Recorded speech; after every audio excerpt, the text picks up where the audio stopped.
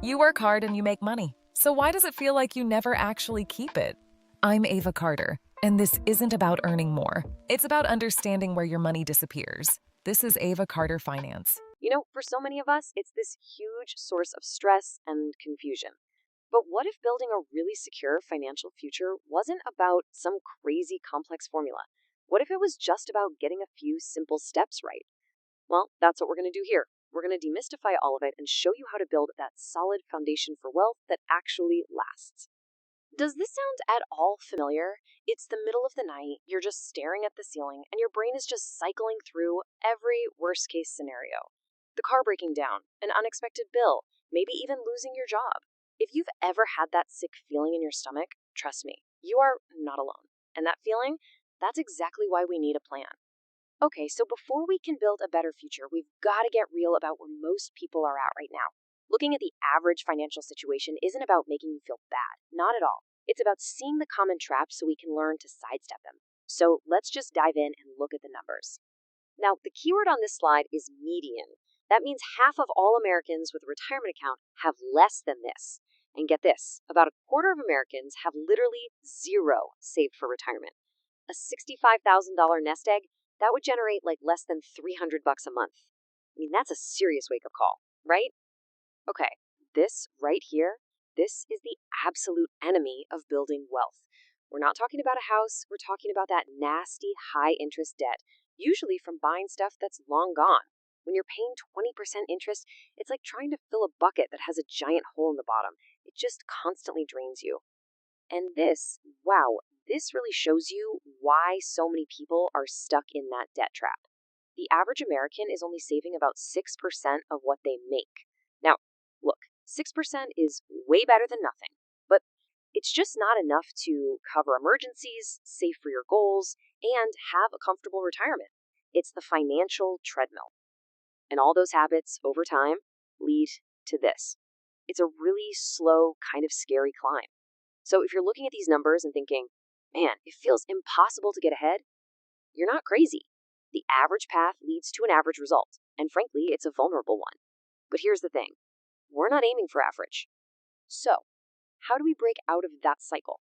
It all starts with one powerful and totally achievable goal. Saving your first $10,000 isn't just about the number, it's a total game changer, a psychological shift that literally rewires your entire relationship with money. This is the moment you stop playing defense and you start playing offense. The crazy thing about an emergency fund, the best part isn't even using it for an emergency, it's the freedom you feel just by having it. That check engine light in your car goes from being a potential catastrophe to just an annoyance. That peace of mind, you can't put a price on it. I mean, look at the difference here. It is night and day. Without that safety net, your brain is just stuck in survival mode, always worrying about what could go wrong today. But with that $10,000 foundation, your whole mindset shifts. You can finally lift your head up and look for opportunities instead of just dodging disasters. You can negotiate for a better salary, take a smart risk. You can actually plan for the future. And get this isn't just some fluffy, feel good idea. This is straight up biology. See, financial stress floods your body with a hormone called cortisol, which actually clouds your judgment.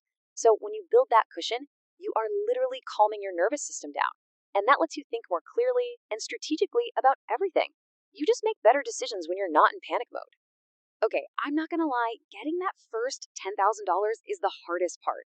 It's like pushing a giant boulder up a really steep hill. But once you get that boulder to the top, something incredible happens. It starts rolling on its own. The whole process begins to speed up, and saving actually gets easier. Just look at this timeline. Let's say you're saving and investing the same amount every month. That first 20K might take you 19 months, but the next 20K takes less time, only 17 months. And the one after that, even faster. Why? Because now your money is working right alongside you. This is compounding, and it's starting to do the heavy lifting for you. But honestly, this right here might be the most valuable thing you get from this whole process. You don't just collect dollars, you change who you are. You become the kind of person who saves and invests. And that identity shift, it influences every financial decision you make for the rest of your life. It's the ultimate asset. All right, so you've got this awesome momentum going. Now you have to protect it. Because there are two huge, totally normal, socially acceptable purchases that wreck more financial futures than pretty much anything else. They look normal on the surface, but trust me, they are wealth killers in disguise. Just let that sink in for a second. Over $700 every single month. And for a lot of people, buying new trucks and SUVs, that number is way higher. We're talking $900, even $1,200. We've somehow made it normal to have a car payment that's bigger than what people used to pay for rent. Now, this is the number they never ever show you at the car dealership. That manageable monthly payment, once you add in insurance, gas, and all the maintenance over 7 years, adds up to this, an astronomical number.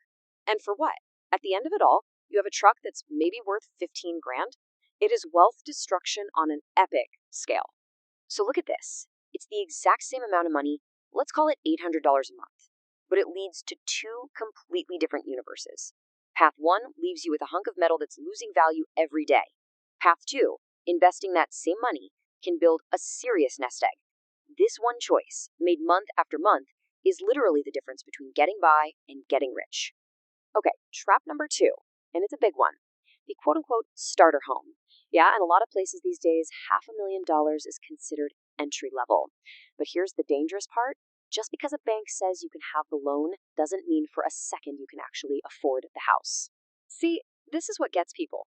They only look at that main mortgage payment, but that's just the tip of the iceberg.